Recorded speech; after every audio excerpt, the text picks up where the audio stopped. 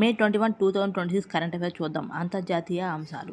First bit, ఇటీవల ఏ European దేశం మొట్టమొదటిసారిగా స్టార్ లింక్ యొక్క డైరెక్ట్ టు సెల్ శాటిలైట్ సేవలను ప్రారంభించింది? అంటే ఆన్సర్ యునైటెడ్ కింగ్డమ్. వివరణ: మొబైల్ నెట్వర్కింగ్ లేని మారుమూల ప్రాంతాల్లో నేరుగా శాటిలైట్ ద్వారా మొబైల్ సిగ్నల్స్ అందించేలా స్టార్లింక్ డైరెక్ట్ టు సెల్ సాంకేతికతను యూరోప్లో మొట్టమొదటిసారిగా ప్రవేశపెట్టారు. నెక్స్ట్ సెకండ్ బిట్, 2026 నాటికి G7 కూటమిలో సభ్యత్వం లేని దేశం ఏది? అంటే ఆన్సర్ ఆస్ట్రేలియా. వివరణ: కూటమిలో Japan, USA, Italy, Canada, England, Germany, France దేశాలు సభ్యులుగా ఉన్నాయి. ఆస్ట్రేలియా ఇందులో భాగం కాదు. నెక్స్ట్ జాతీయ అంశాలు. థర్డ్ బిట్, డిజిటల్ కృషి సమృద్ధి గావ్ ప్రాజెక్టును కేంద్ర ప్రభుత్వం ఏ రంగం అభివృద్ధి కోసం ప్రారంభించింది? అంటే ఆన్సర్ ఆప్షన్ బి, డిజిటల్ వ్యవసాయం మరియు గ్రామీణ ఉపాధి. వివరణ: సాంకేతిక పరిజ్ఞానాన్ని ఉపయోగించి వ్యవసాయం రంగంలో ఉత్పాదకతను పెంచడం మరియు రైతుల ఆదాయాన్ని రెట్టింపు చేయడం ఈ ప్రాజెక్టు యొక్క ముఖ్య ఉద్దేశం. నెక్స్ట్ బిట్, రక్షణ రంగంలో దేశీయ తయారీని ప్రోత్సహించడానికి టాటా ఎయిర్బస్ సంయుక్త తయారీ ప్లాంట్ ఎక్కడ ఏర్పాటు చేయబడింది? అంటే answer option B, Vadodara, Gujarat. వివరణ: భారత వైమానిక దళం కోసం C-295 రవాణా విమానాలను తయారు చేయడానికి టాటా మరియు ఎయిర్బస్ సంస్థలు సంయుక్తంగా గుజరాత్లోని వడోదరలో ప్లాంట్ను ఏర్పాటు చేశాయి.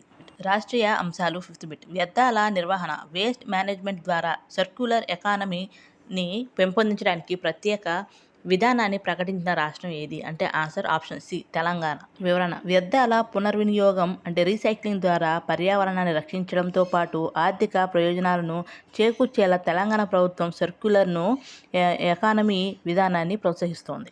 నెక్స్ట్ బిట్, ఆంధ్రప్రదేశ్ ప్రభుత్వం ఇటీవల ఏ రంగానికి చెందిన ఉత్పత్తులకు కొత్తగా సంరక్షిత భౌగోళిక సూచిక GI ట్యాగ్ గుర్తింపు కోసం దరఖాస్తు చేసింది?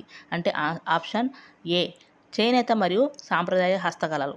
వివరణ: స్థానిక కళాకారులకు అంతర్జాతీయ గుర్తింపు మరియు ఉపాధి కల్పించే లక్ష్యంతో ఆంధ్రప్రదేశ్ ప్రభుత్వం ప్రత్యేక చేనేత వస్త్రాలకు GI ట్యాగ్ లభ్యత కోసం చర్యలు చేపట్టింది. నెక్స్ట్ బిట్, సైన్స్ అండ్ టెక్నాలజీలో ఇటీవల వార్తల్లో నిలిచిన మానవరహిత వైమానిక వాహనం UAV నుండి విజయవంతంగా పరీక్షించిన క్షిపణి ఏది? అంటే ఆప్షన్ ఏ, అస్త్ర.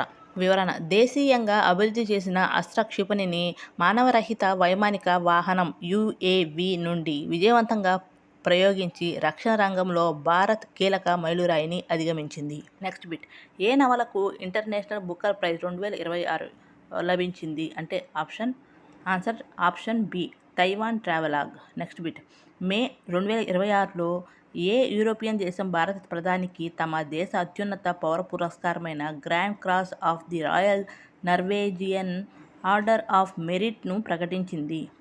Answer option C, Norway. Next bit, భారతదేశం మరియు ఇటలీ దేశాల మధ్య స్టార్టప్స్ పురోగతి మరియు ఆవిష్కరణలను ప్రోత్సహించడానికి ఇటీవల ఉమ్మడిగా ప్రారంభించిన ద్వైపాక్షిక చొరవ ఏది? అంటే option A, innovate India. Next bit, ఎగుమతి చేసే వస్తువుల తయారీకి అవసరమైన ముడి పదార్థాలను ఎటువంటి సుంకాలు డ్యూటీ ఫ్రీ లేకుండా దిగుమతి చేసుకోవడానికి కేంద్ర ప్రభుత్వం అనుమతించే పథకం ఏది? అంటే answer option B, advance authorization scheme. Next bit, రాష్ట్రీయ అంశాలు చూద్దాం. దానిలో ఫిఫ్త్ బిట్, ఆంధ్రప్రదేశ్ ముఖ్యమంత్రి నారా చంద్రబాబు నాయుడు గారికి ఇటీవల ఏ సంస్థ ప్రతిష్టాత్మక ఎకనామిక్ టైమ్స్ అవార్డును ప్రకటించింది? అంటే answer option A, economic times group.